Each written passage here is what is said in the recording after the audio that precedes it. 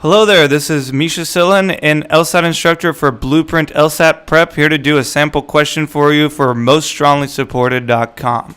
The sample question is going to teach you a concept called taking the contrapositive. What we're going to do here is we're going to learn how to use conditional statements and logical reasoning questions to quickly arrive at the right answer before we even look at the answer choices. So the contrapositive is going to look like this. If you see a conditional statement in a logical reasoning question, or in a game actually, what you always want to do is take the contrapositive, which is the only valid thing that you can do with it, to see what you can conclude based on that. So let's say we have a conditional statement and we're going to diagram it to make it look a little bit easier. If you're an A, you're a B. All A's are B's. If you're an A, if you ever come across an A, they're a B. The contrapositive does the following. We're going to switch the two statements, switch sides, and negate. So essentially the contrapositive, you want to switch and negate. If you're not a B, you're not an A. That's valid. That's okay.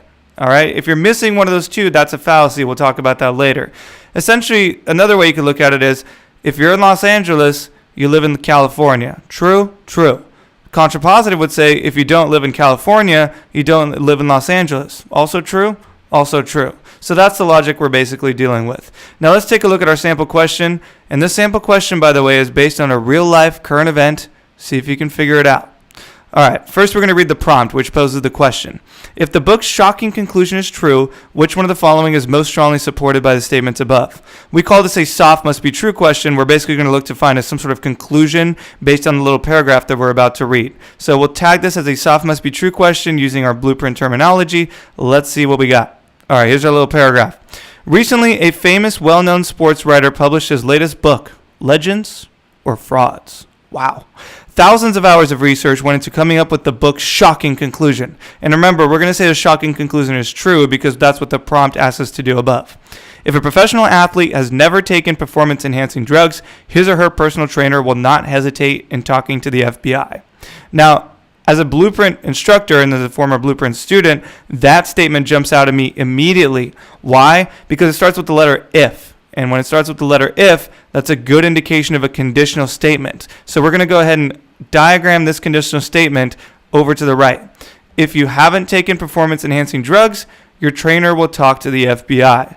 Now remember, we're going to take the contrapositive of this to see if it's going to be useful later on in the stimulus or the paragraph that we're reading right now.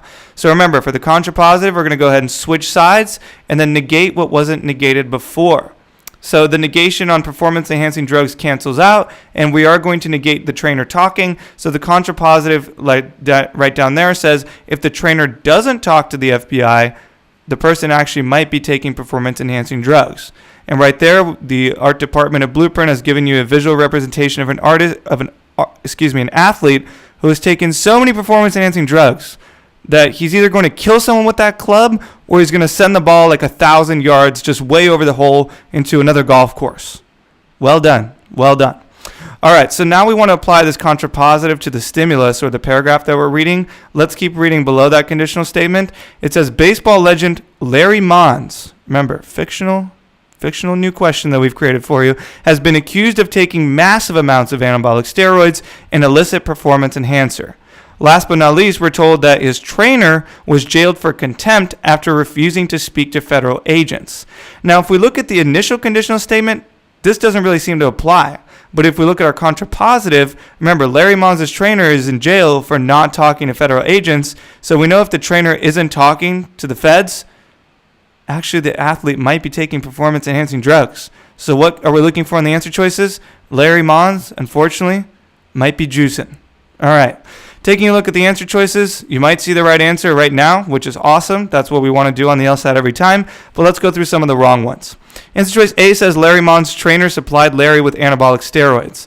Now, on the LSAT, you never want to make huge assumptions when you make a conclusion based on what you just read. And we know Larry Monds' trainer isn't talking to the feds, but we don't really know why. So answer choice A, a little too much, doesn't work. Answer choice B says if Larry Monds' trainer had spoken to the FBI, then Larry has never taken a performance-enhancing drug.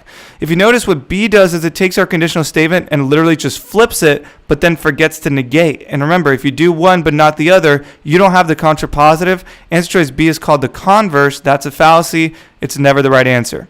Answer choice C says if a professional athlete has taken performance-enhancing drugs, his or her trainer will hesitate in talking to the FBI.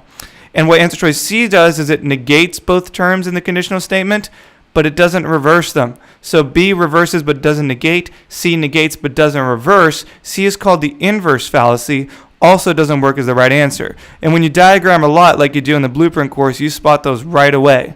And last but not least, answer choice E, skipping D for no reason at all, says Larry Monds should speak with the FBI. We never want to conclude that someone should do something based on a set of facts on the LSAT, because again, that requires a lot of assumptions about like what's right or wrong, what people should do, what people shouldn't do. Not something we want to do on the test. So answer choice E doesn't work, and let's look at answer choice D. It says it is likely that Larry Monds has used performance-enhancing drugs. That's what we're looking for. That's what we anticipated.